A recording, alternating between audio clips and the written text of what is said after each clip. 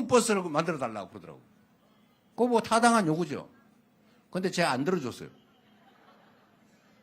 통근버스 해가지고 수원에서 그 양평 왔다 갔다 포천 왔다 갔다 해버리면 그 옮기는 의미가 뭐 있냐 그게. 거기 가서 집도 없고 밥도 사 먹고 소비도 하고 아이도 키우고 그래야 그 지역이 발전하는 거지. 그런데 미안하지만 통근버스는 못 해주겠다. 대신에 그 주거비용 지원 이런 건 고려해보겠다. 그랬어요.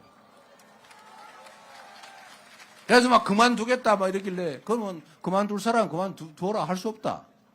그쪽에 가면 거기 취직 못해서 막 줄 서 있는 사람이 셌다. 그게 우리는 도지사 입장에서는 지금 도 산하기관에 고용돼 있는 사람들의 권리도 중요하지만 고용되지 못하고 고용되고자 취업하고자 노력하고 있는 그 수많은 도민들도 우리는 똑같이 지급해야 된다. 이렇게 얘기했더니 다 수긍했어요. 훌륭한 사람들 아닙니까?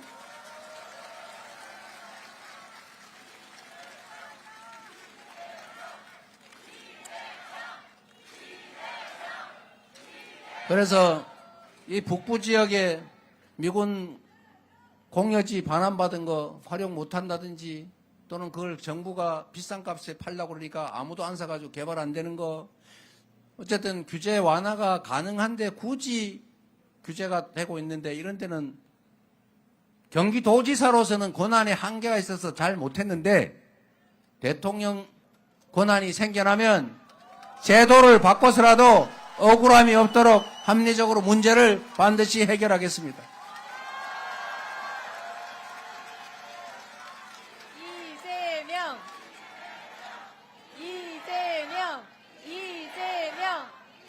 그리고 여러분들은 또 하나의 이중적 지위를 가지고 있는데 제가 전국을 다녀보면 저 경상도, 전라도, 강원도, 충청도 막 다 죽겠다 그래요. 그래도 수도권으로 자기들도 가야 되겠다. 지금 그쪽은 다 말라 비틀어져서 인구 소멸 지역으로 도시가 사라지게 생겼어요.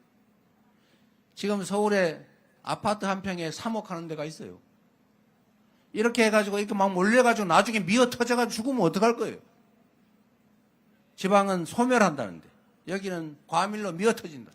이런 식으로 계속 가면 나라가 망하지 않습니까? 그래서 앞으로는 똑같이 대한민국 국민인데 억강부양 어려운데 더 지원해줘야 되잖아요. 경기 남부보다는 북부를 제가 도지사 때 더 많이 지원했던 것처럼 이제 대통령이 되면 저 남부, 저 동부 이 소외받은 지역에 투자를 좀 더 하는 거 양해하시겠죠? 우리 국민들은 이 정도가 됩니다. 그래서 전체 대한민국이 균형 발전을 해야 대한민국이 지속 성장할 길이 생기고 지속적으로 성장해야 수도권도 진정으로 파이가 커져서 더 잘 살 수 있게 되는 거죠. 여기만 몰빵을 해가지고는 앞으로는 더 이상 제대로 성장할 수가 없습니다. 자원을 공평하게 배분하는 거, 기회를 고루 누리는 거, 그리고 똑같이 재정 지원을 해도 서울에서의 거리가 멀수록 더 많이 인센티브를 주는 거, 이런 거 해야 되지 않겠어요? 이거를 동의하는 경기 북부의 이 도민들, 국민들 얼마나 훌륭하십니까? 박수 드립니다. 그래서 함께 살아가는 그런 세상을 꼭 만들어 봅시다, 여러분. 대한민국 어디에서나 희망을 가지고 함께 살아갈 수 있는 그런 대한민국, 그런 나라 우리 꼭 만들어야 하고 저는 만들 수 있다고 확신합니다. 그 출발이 바로 6월 3일인데 그 6월 3일을 여러분이 만들어 주시겠죠?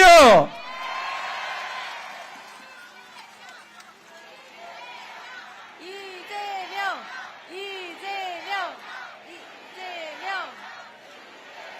그리고 정말로 중요한 마지막 말씀을 드리도록 하겠습니다. 우리 대한민국은 분단 국가죠. 전 세계에서 유일한 분단 국가라고 불리죠. 그리고 반도, 즉 육지에 붙어있는 반은 육지, 반은 섬이라는 뜻이기도 하지만 그러나 실제로 대한민국은 현재로는 섬이죠. 오히려 바다로 된 산면은 배 타고 나가기라도 하는데 북쪽은 철조망에 가로막혀서 아예 못 나가지 않습니까? 이 우리가 가진 이 족쇄 같은 이 어려운 환경을 우리가 잘 이겨내야 되고 지금까지는 잘 이겨내오고 있었는데 최근에 불필요하게 과도하게 강대강 전략을 취하면서 괜히 긴장을 고조시켜서 이 남북관계가 너무 경색되고 휴전선에서는 맨날 대남 방송하고 무슨 오물풍선 날라오고 오물풍선 아니 무슨 삐라 보내고 휴전선에 서로 겁이 나서 다리 끊고 도로 끊고 장벽 쌓고 대화도 완전히 다 끊어버리고 이래가지고 한반도의 군사적 긴장이 높아가니까 외국인 투자자들이 불안해서 투자를 하겠습니까? 전 세계에 투자할 때가 널렸는데 그래도 한국 국민들의 성실함, 잠재력, 기술 이런 걸 믿고 투자하려고 그랬더니 혹시 전쟁할지도 모르는데 투자를 하겠습니까? 대한민국 경제가 나빠진 원인이 여러 가지가 있지만 그중에 중요한 게 이 한반도의 군사적 긴장이 높아진 거예요. 맞습니까? 전쟁 중에도 외교는 하는 것 아닙니까? 원래 오른손으로 때리면서 왼손으로 악수하는 거예요. 그게 나라가 할 일이죠. 개인끼리 감정 싸움하는 게 아니지 않습니까? 외교란 국익을 걸고 나라의 운명을 걸고 하는 아주 극단적으로 공익적인 일이에요. 그 공익적인 일을 감정으로 저는 지금 이 정권이 아니 좀 전까지 있던 그 정권이 단순히 내란만 일으킨 게 아니라고 생각합니다. 북한을 자극해가지고 군사 충돌을 유발한 다음에 그걸 핑자해서 비상계엄을 시행하고 그래서 영구집권, 영구적인 군정을 꿈꿨다고 생각해요. 우리가 뉴스에서 다 봤지 않습니까? 왜 휴전선으로 비행금지 구역을 날르면서 북한이 다 들으라고 개방된 무전으로 북한 원점을 타격해라 이런 무전을 왜 한 겁니까? 왜?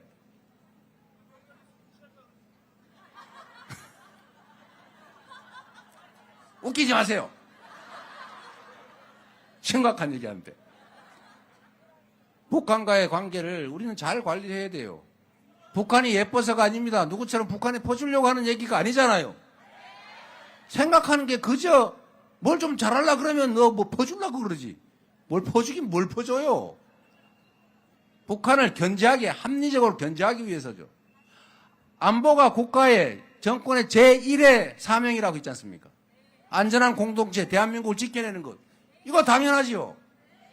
그런데 이 안보가 여러 가지 유형이 있어요. 첫째로 싸워서 이기는 거 꼭 필요하죠. 그런데 싸워서 이기면 뭐 할 겁니까? 다 부서지고 다 죽은 다음에 더 많이 살아남아서 이기면 승리입니까? 진 거보다 낫겠죠. 이거 하지하책입니다. 싸우지 않고 이기는 게 낫죠, 그보다는. 그런데 싸우지 않고 이기는데도 비용도 많이 들고 피곤해요. 진짜 상지상책은 싸울 필요가 없는 평화 상태를 만드는 것이 가장 완벽한 안보인 것입니다, 여러분.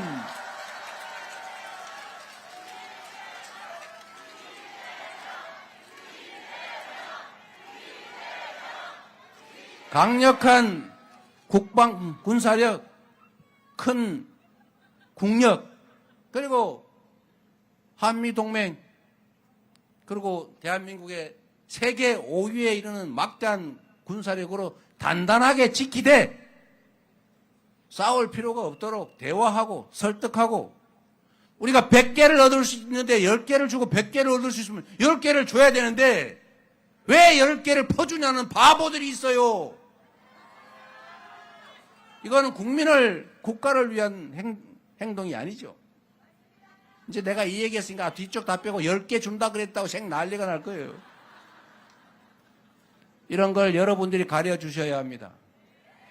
이 종북몰이 이런 것 때문에 할 말을 못해서 대북 관리가 왜곡되는 거예요.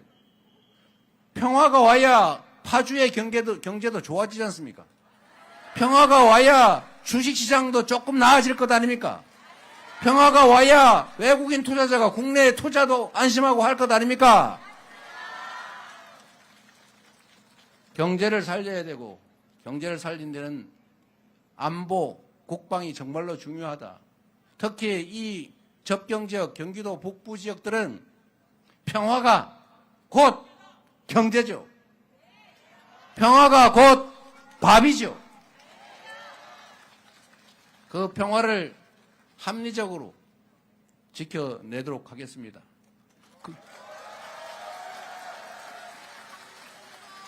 힘을 과시하면서 어깨 힘주고 자꾸 윽박지르고 이러면 당장은 수긍할지 몰라 뒤로 언젠가는 복수해야지 이런 마음 드는 게 사람 마음 아닙니까? 싸울 필요가 없는 상태, 평화적 공존 상태를 만드는 게 우리의 가장 큰 과제라고 생각합니다. 여러분과 함께 평화로운 세상을 함께 만들어가면 좋겠습니다.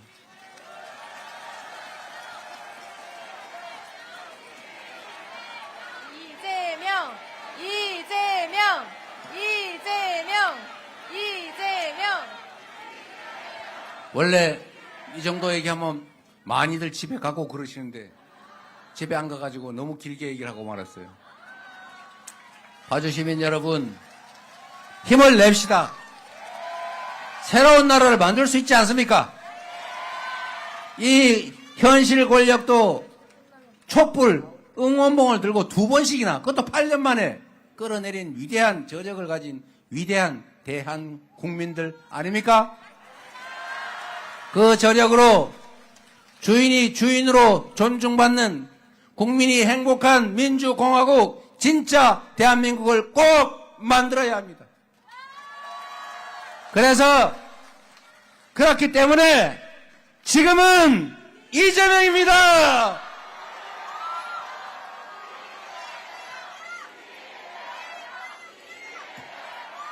네, 우리 이재명 후보의 뜨거운 연설이었습니다.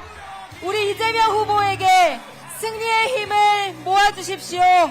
압도적인 지지로 진짜 대한민국을 완성해 주십시오, 여러분. 이재명 대통령을 힘차게 외쳐주십시오.